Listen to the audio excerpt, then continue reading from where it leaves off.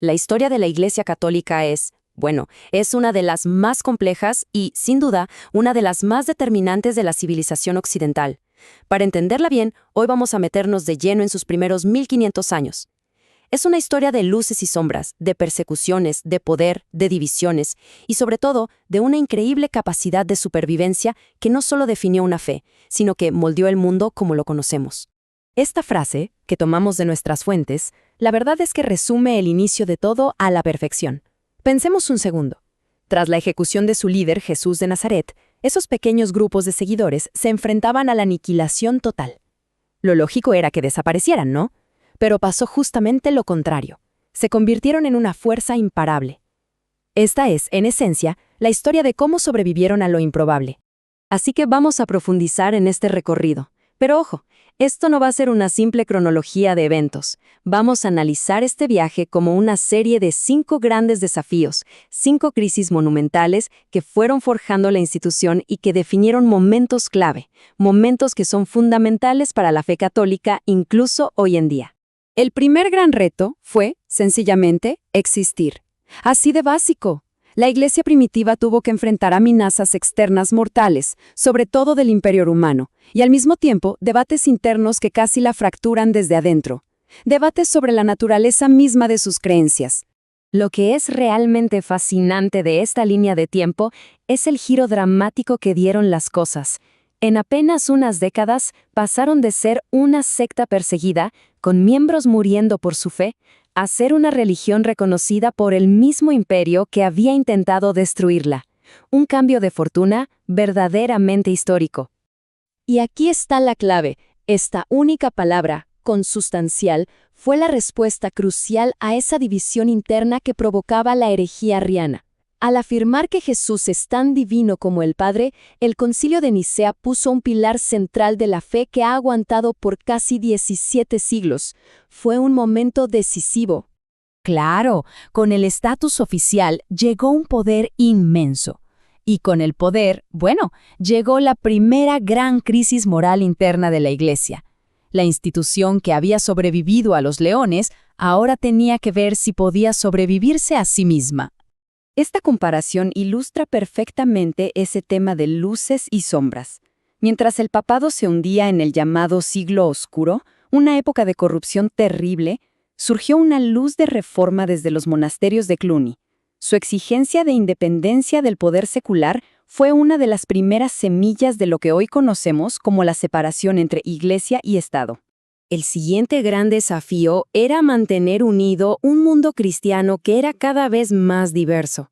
La brecha cultural, política y hasta teológica entre el occidente latino y el oriente griego se hizo pero tan ancha que provocó un cisma, o sea, una ruptura formal que dura hasta el día de hoy. Esta tabla resume siglos de desacuerdos en 4 áreas clave. Y fíjense, no fue una sola cosa. Fue la autoridad del Papa, una frase en el credo, las diferencias culturales y hasta detalles litúrgicos como qué tipo de pan usar en la misa. Diferencias pequeñas y grandes que fueron acumulando una tensión que ya era insostenible. Ese momento, en el año 1054, no fue un evento aislado. No, fue la culminación de siglos de irse distanciando.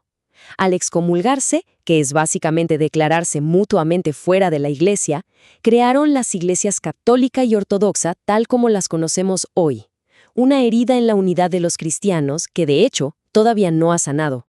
Ahora, la Iglesia se enfrentaba a un nuevo reto: cómo lidiar con los que percibía como enemigos. Y aquí hablamos tanto de amenazas militares externas como de la disidencia doctrinal interna. La respuesta que dieron fue contundente y, seamos sinceros, muy controvertida. 200 años.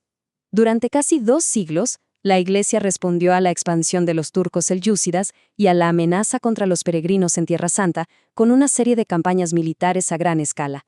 Las conocemos como las Cruzadas y cambiaron para siempre la relación entre el cristianismo y el islam. Fue una respuesta muy compleja.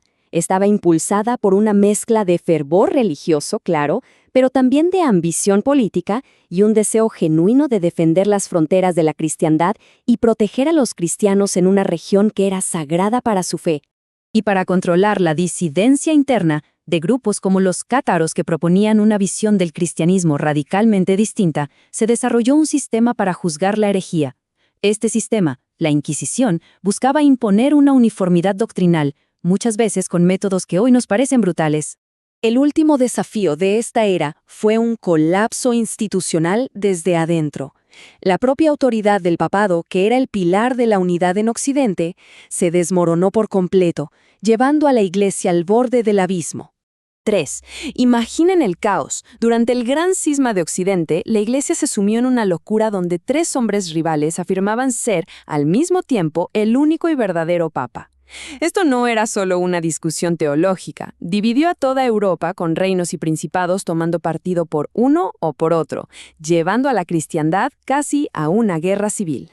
Este periodo vio a la Iglesia prácticamente de rodillas, pero su respuesta en el Concilio de Constanza, donde un concilio depuso a los papas y eligió uno nuevo, sentó un precedente revolucionario, la idea de que la autoridad de un concilio podía estar por encima de la del papa.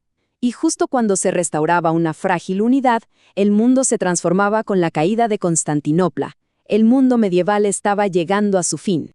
El final de esta era, marcado por una crisis de autoridad brutal y la caída de un imperio milenario, preparó el escenario para la siguiente gran convulsión, la Reforma Protestante. Después de 1500 años de sobrevivir a todo, la pregunta era, ¿podría la Iglesia sobrevivir a sí misma en un mundo que ya no reconocía?